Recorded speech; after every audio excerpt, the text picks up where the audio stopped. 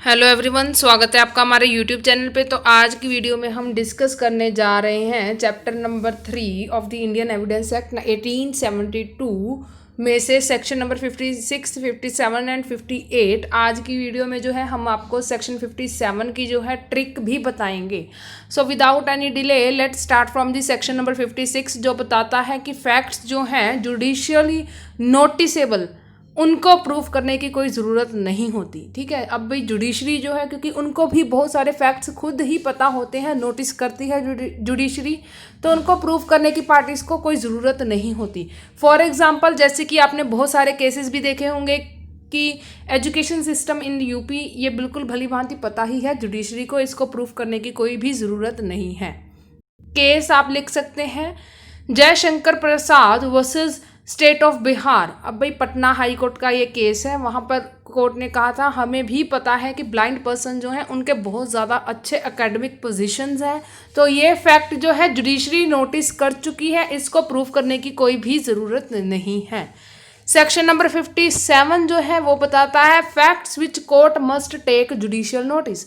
56 तो ये कहता है कि कोर्ट ने जो है नोटिस किए हुए फैक्ट्स हैं, उनको प्रूफ करने की कोई ज़रूरत नहीं है।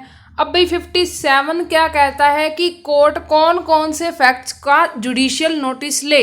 ठीक है, तो इस वीडियो को जो है इस सेक्शन को बताने के लिए मैंने एक ट्रिक भी बनाई है। जैसे कि आपको याद करनी होगी एक स्टोरी, लड़का यूपी का, ठीक है, वो आर्मी में भर्ती हो गया, उसके साइन हुए वहाँ पर, उसकी अलग से उसके नाम सिग्नेचर्स की सील भी बनी, उसको अलग से ऑफिस भी दिया गया। उसने क्या किया, नेशनल फ्लैग को अपने ऑफिस के बेंच पे उसका जो स्टिकर है वो भी लगाया, या फिर उसकी जो कोई भी पोजीशन है नेशनल फ्लैग की उसको जो है सल्यूट किया। आप ये भी याद रख सकते हैं, इन दोनों में से कोई भी चीज़ याद रख लेना। ठीक है गाइस, तो उसके बाद जो है अब कब जो है उसने सल्यूट किया, किस टाइम पे किया, किस जगह पे किया, ज्योग्राफिकल लिमिट्स में, ठीक है, या फिर टेरिटरी, ठीक है, और उसको सब पता है कि कौन कौन सी टेरिटरीज हैं इंडिया में, कहाँ पर, साथ के साथ उसको हॉस्टिलिटीज़ का भी पता है, बाकी ऑफिसर्स के उसके डिपार्टमेंट के नाम या फिर मेंबर्स भी पता है, एंड साथ के साथ रोड या फिर लैंड या फिर सी के रूल्स भी पता है उसे। मैं एक बार फिर से अगेन रिपीट कर देती हूँ। लड़का यूपी का भर्ती हुआ आर्मी में, उसने क्या किए, साइन, उसके साइन की अलग से जो है सील्स भी बनी, और उसको एक ऑफिस दिया गया जिसमें वो बैठकर जो है उसने नेशनल फ्लैग का स्टिकर लगाया या फिर पोस्टर लगाया, या फिर उसने कहीं एक जगह पर जाके एक पर्टिकुलर टाइम में नेशनल फ्लैग को सल्यूट किया। अब भाई वो आर्मी में था, इसलिए उसको सारी टेरिटरीज, साथ के साथ हॉस्टिलिटीज़ एंड ऑफिसर्स के नाम या फिर members and rules regarding the road या फिर लैंड या फिर सी वो भी पता थे। तो अब हम देखते हैं, L stand for laws in India. ठीक है, सारे जुडिशरी जो है उसको इंडिया के सारे लॉज जो हैं उनके बारे में भी पता होता है, उसको जो है वो जुडिशियल नोटिस लें। साथ के साथ यूनाइटेड किंगडम के जो है यूके के पब्लिक या फिर लोकल या फिर पर्सनल एक्ट जो कि पार्लियामेंट में इनेक्ट हुए हैं उसके बारे भी जुडिशियल नोटिस ले। Proceedings in the parliament in UK and constituent assembly in India.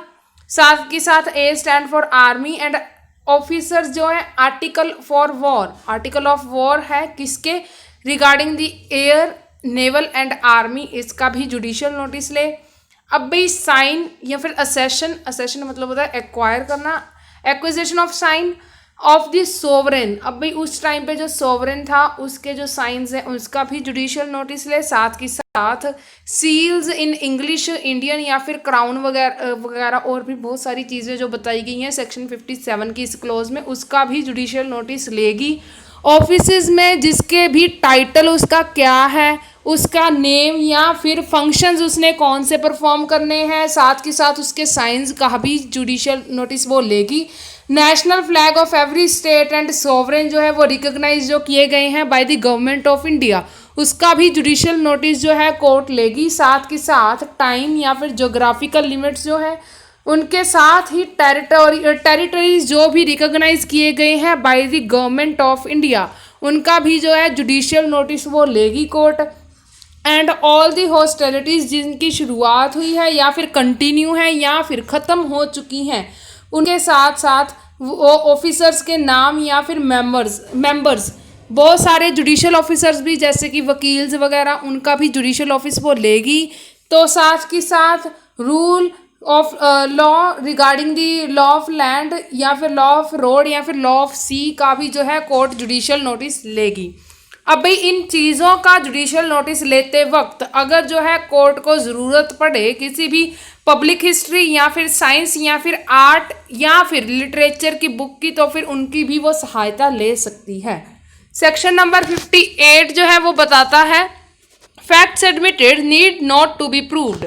अब भाई जो उनसे फैक्ट जो है एडमिट कर लिए गए हैं बाय दी पार्टीज, उनको जो है प्रूफ करने की ज़रूरत नहीं पड़ती। अब भाई कौन कौन सी वेरियस स्टेजेस हैं जहाँ पर जो है पार्टीज जो है फैक्ट्स एडमिट करती हैं, वो है ड्यूरिंग द हियरिंग और एट द हियरिंग। ठीक है, जो भी फैक्ट्स एडमिट किए हैं पार्टीज ने या फिर उनके ऑथराइज्ड एजेंट्स ने, साथ के साथ बिफोर द हियरिंग, हियरिंग शुरू होने से पहले अगर वो हैं एग्री हो जाते हैं कि मैं ये एडमिट करूँगा fact in its handwriting, in his handwriting वो, और साथ के साथ जो rules of pleading for the time being in force मानते हैं कि ये फैक्ट्स जो है एडमिट हो चुके हैं, तो उनको प्रूफ करने की, इन तीनों फैक्ट्स को जो है प्रूफ करने की ज़रूरत नहीं है।